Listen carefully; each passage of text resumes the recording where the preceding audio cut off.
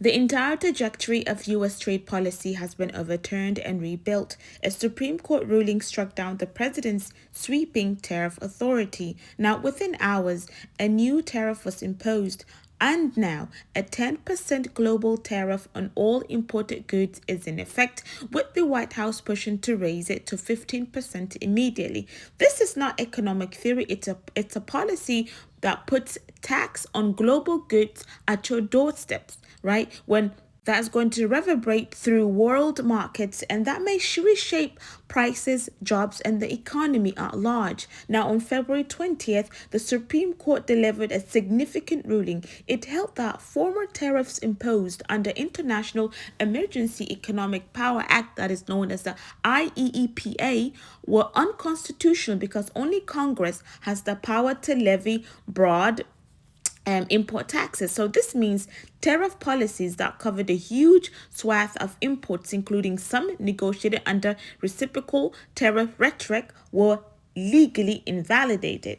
That was a 6-3 decision, with both conservative and liberal justices agreeing that the president cannot unilaterally tax imports without explicit congressional authorization. Now, the immediate impact of that: Customs and Border Protection stopped collecting those tariffs. Importers begin gearing up to seek refunds in billions, right? U.S. trade partners suddenly saw uncertainty rippling through agreements.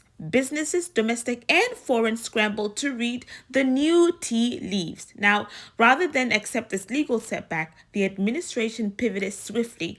Under Section 122 of the Trade Act of 1974, the president can impose temporary tariffs of up to 15% to address trade imbalances.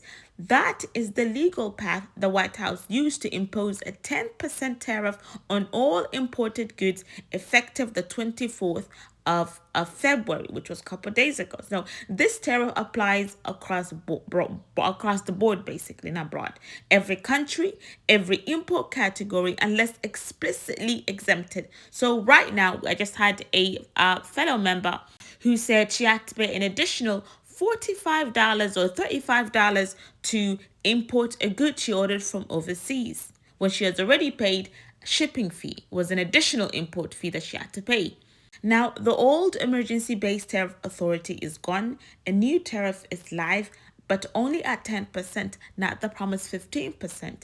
The administration is actively working to raise it to the full 15% that is allowed under the 1974 Act, right? So this is the first of its kind use of Section 122, a tool that hasn't been exercised at this global scale since the law was passed. Now, President Trump didn't wait long. Within days, he announced, initially via social media, of course, and he intended to raise the global tariff rate from 10% to 15%, effective immediately. Behind the scenes, officials are working on legal and regulatory steps to formalize that increase, but as of now, only 10% is authorized and enforced. Now, the administration messaging is clear. This is about ending unfair trade practices in their eyes. This is about protecting American workers. And it's also about recouping economic advantages lost through the decades of trade imbalances. No, but critics are like, from economics to bipartisan lawmakers, they warn that consumers will pay more at the store. Supply chains will rise, price inflation could worsen, and uncertainty will linger unless Congress codifies a long-term framework. Now, across the globe, leaders are trying to spare this sudden shift. Means the European Union has passed the ratification of recently negotiated US-EU trade deal, saying it cannot move forward until it gets clarity on how these new tariffs affect the agreement it signed last year. EU is arguing that if the US is going to raise tariffs unilaterally, then it must explain whether previously struck tariff ceilings, like the 15% cap, is some agreement, still stands. The pause alone introduces weeks or months of uncertainty in global markets. Meanwhile, Wall Street and other exchanges are reacting this volatility, saying some sectors pivot towards defense assets, other industries might most dependent on imported components are shedding value, and Latin American markets, by contrast, have relied as a capital flows, seeking stability elsewhere. Now, what's striking is that the mainstream headline sometimes misses is how every day people are digesting this, right? On social media and community forums, many Americans are confused and frustrated about the roller coaster flip from the invalidated tariffs to new ones. Some small business owners warn that tariffs has already helped them push into lost territory, arguing that tariffs on imports often become cost for domestic consumers and enterprises. And they point out that if the government ultimately refunds billions, timing and distribution of those funds could take years, and it's unclear who, businesses or consumers, would benefit. And the global reaction on forums similar say that American rebuilt its entire tariff strategy in less than 3 days. That's a chaos, not policy. Businesses are already struggling with tariffs now, with 15% on every imported good. We're bracing for more cost pressures, right? So these grassroots sentiments matter because they paint a picture of how policy leaks into a daily life, not just into spreadsheets.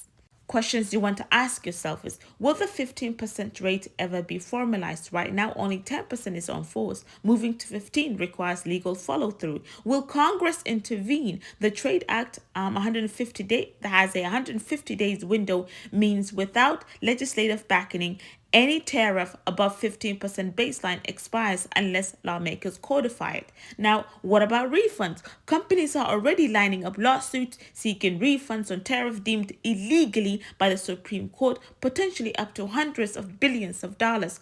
What does this do to supply chain? Tariffs can reshape sourcing decisions, right? Companies may shift productions or port sourcing, but that doesn't happen overnight. Now, tariff isn't just about custom duties, it's about constitutional authority, executive power, economic stress on everyday consumers, and global interdependence in trade. Think about your everyday shopping: electronic, clothing, appliance, groceries.